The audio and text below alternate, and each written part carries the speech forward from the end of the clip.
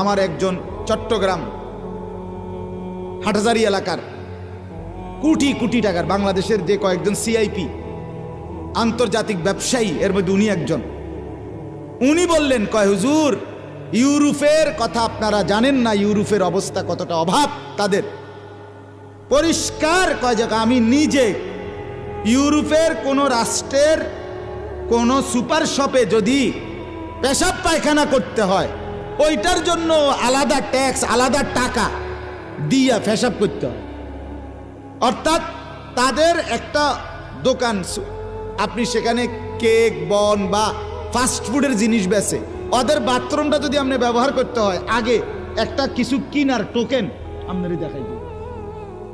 একটা জিনিস ট্যাক্স ছাড়া, টাকা ছাড়া স্বামী স্ত্রী একসাথে, আমি নিজে দেখছি স্বামী স্ত্রী একসাথে খানা খাইছে।